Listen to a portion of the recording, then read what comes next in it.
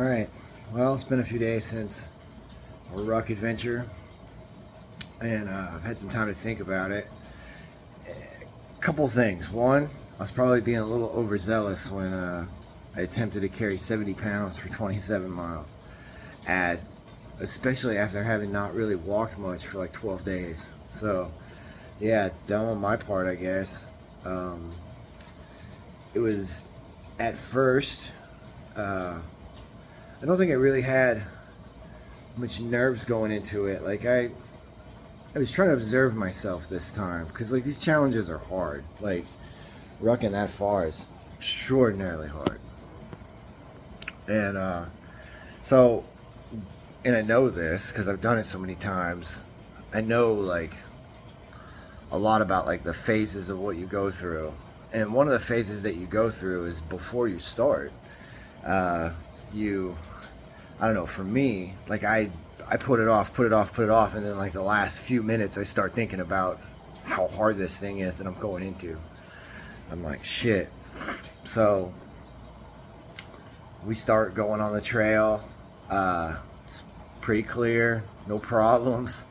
For the first mile and a half, because where we start is at Camp Tejas. We head east towards Cedar Breaks, and we start going. Everything's fucking dandy for like the first mile and a half. No down trees. We're good. It's a little muddy. It sucks a little bit, but it's to be expected. I figured it was going to be muddy. It was, that ice storm was really crazy. There was a lot of water that was frozen for a while, and then it all melted. So there's mud everywhere. And we get a mile and a half in, and at a mile and a half exactly from the start is at the top of that first hill. And so we scale the first hill, we're good. We walk like another 100 feet, we run into our first down tree. And it's like, holy cow, this is crazy. I hope there's not too much of this. The whole freaking trail was like that. It was like, it seemed like every 150 feet or something we were running into down trees, man. And we'd go up and around, or we'd go down and come back up, around them, or if we could go through them, we'd go through them. So at the start of this thing, there's 5 of us, and it's an F3 event, so all the F3 guys are there, So it's Golden Pinky, Splash, Bloodsport, and DIY, and myself. And DIY is going to hang out until Jim Hogg, and he's going to cut out at Jim Hogg. So we got him for like, 16 miles, something like that, maybe. Yeah, about 16 miles, 17 miles, somewhere in that ballpark. And everything's cool. I mean, we had a bunch of obstacles and shit on the first round, on the bottom part of the lake, the south side of the lake to Cedar Breaks. And we get to Cedar Breaks, and it's like, holy cow, man, that was nuts. It took forever to get through that. All those down trees. It was crazy how long it took us to get through it. And so then we hit the bridge, and on the bridge, Golden Pinky's like, hey man, let me carry that weight for you. And I was like, man, I got it. And then I started thinking about it, and I was like, man, I really need to eat something. I was like, yeah, let me eat my protein bar. You carry what? I eat my protein bar. And then he ended up carrying it a little more, and then pretty soon, me and him are passing it back and forth. And then as soon as we get to the north side of the lake, on the other side of the dam, we start hearing coyotes. But the coyotes are on the section we just came from. So it's like, all right, we ain't got to worry about coyotes. And then we hear them again before we get to Jim Hogg. And it's like they're fucking really close to us at this point. And I don't know if it's a different group of coyotes or the same group of coyotes that just hauled ass and got to the other side of the lake or what. But they were not on the other side of the lake that time. They were on the side we were on. And so it was a bit sketchy. And then we're walking, still going through down trees and shit everywhere. It was probably worse on the north side than it was on the south side. And we run into 2 fucking mountain lions. And so DIY split off at this point. So now it's just the 4 of us. And one of us is carrying a gun. So it's like, well, at least we have some protection if we run into anything. And we're going, and Bloodsport's always got his light shining everywhere, looking for those eyes. He's always looking for eyes. And he's like, oh shit, there's something in front of us. And it was big, whatever it was. It was real big. It wasn't as big as a deer, but it was a lot bigger than a fucking raccoon. And we were like, whoa, okay, hold up, let's see what this is. We can't see much, we got flashlights and whatnot. So we're looking, and it looks like a big cat. But I'm like, there's no way there's a fucking big cat out here. It's a coyote. It's gotta be a coyote. There's nothing else. Like, there's no mountain lions out here. You see, so it's a coyote. It's the size of a coyote. It's big. And then we start looking at the tail. And the tail's not a big bushy tail. The tail is a pretty long, I don't even, size of a baseball bat, maybe less than a baseball bat. But once we got to looking, we was like, that's a fucking mountain lion. There's two of them. And Bloodsport got a clear shot on it with his flashlight, but I couldn't get the video recording because where I was standing, I mean, it was just kind of like, holy shit, man, we're like in front of two big ass cats. Like, what are we gonna do?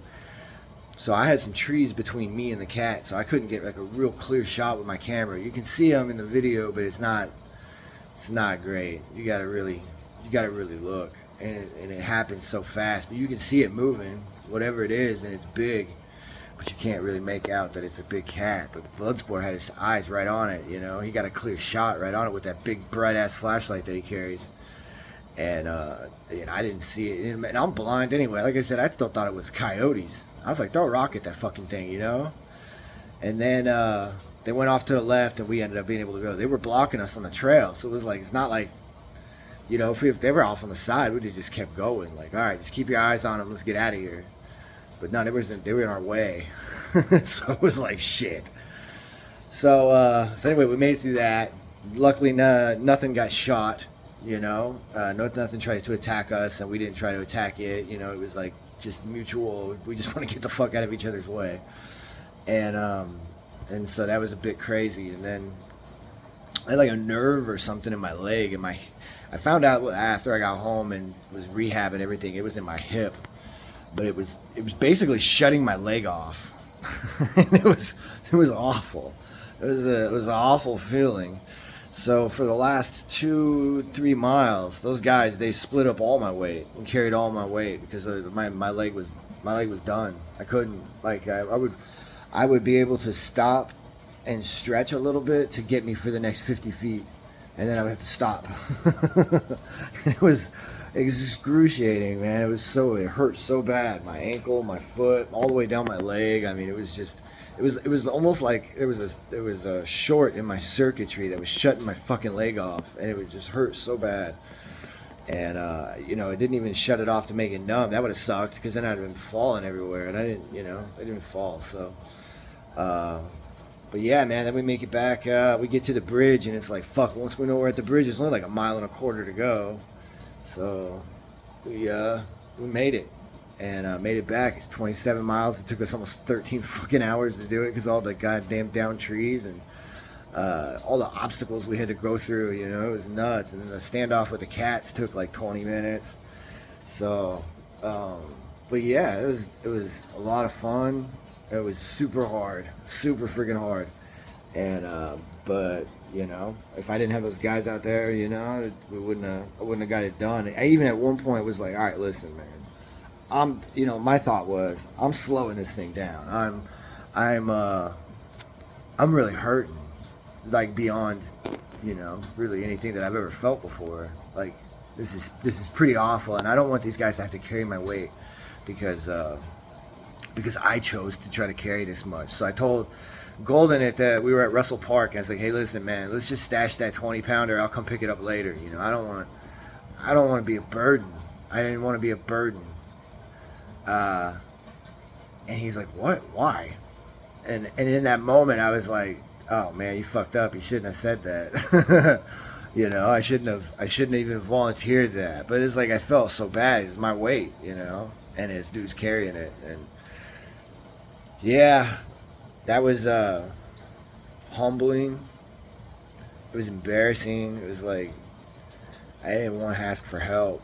I don't like asking for help. That's not my favorite thing in the world. You know, I don't appreciate asking for help. I'm always there to help people. You know, I notice I'm always there to help people, but I don't like asking for help. I don't know what to do about that. But this kind of made me in that moment. I had to ask for help, and as hard as it was to do that, I'm grateful those guys were there and they stepped up and they carried it, and I'm grateful, you know. And it taught me, you know, it shined a light on me from the other side, you know, like it's typically that's who I am, you know. I'm the guy. I'll grab your weight, I'll carry it for you, I got you, fam. And this time I needed them to do that for me, and they did it. No questions asked. Didn't even complain. It's you know, to find friends like that is I feel grateful. I feel like I'm not worthy, you know. It was amazing though. Amazing ruck. I just love fucking being out there to begin with, but being out there at night, I'll never go out there again without a gun. There's no way. There's no way I'm going back on that trail at night without a gun. Because if I would have ran into them two things by myself, you know, I look down when I'm walking. I'm not looking up and looking around. It's just dark. You can't see shit. So, you know, what are you going to do? So I'm basically looking down the whole time I'm walking because I trip a lot anyway. So I would have walked right into them cats. I mean, I wouldn't even have noticed. I wouldn't even have paid attention. I'd have walked right into them, and I would have, you know, what was I going to do? Hit him with a rock? I'm not fighting a mountain lion. That thing's gonna fucking kill me. Yeah. So that part is, you know, rattled me a little bit, I guess, after. But I just love being out there. You know, I love the trees. I love the woods. I love the way, you know, when you look at the way shit grows out there. You know, when you look down at the littlest little tiny branch, and you look up at the biggest tree, and you're like, God, they kind of look the same. Yeah. I don't know, man. There's a lot of different things that my head goes through out there. You know, when I'm out there, but I feel at peace when I'm out there, and I feel connected, and it's nice, and it's great being out there with my friends, doing this hard shit, and overcoming it. You know, making it to the end and not quitting, because you know, I think at a couple points DIY was like, bro, if you gotta tap out, tap out. You know. There's no sense in putting yourself through this. And it's like, I didn't come out here to quit. I didn't drag these guys out here to fucking, you know, it's 4 a.m. or whatever time it was, you know, we've been out there for 8 hours. It's like, I'm not quitting. I'm not gonna. I can finish this. It just hurts. I can finish it. It just hurts. And we did, man. And, you know, thankfully it's because of those guys, you know, so, yeah, so every year doing something hard for my birthday. This year was the 27-mile ruck. Attempting to carry 70 pounds the whole way. That was hard. It was hard, and I'm not as strong as I hoped I was. So just keep working, bitch. And we'll get there eventually. So I'll holler at you guys later.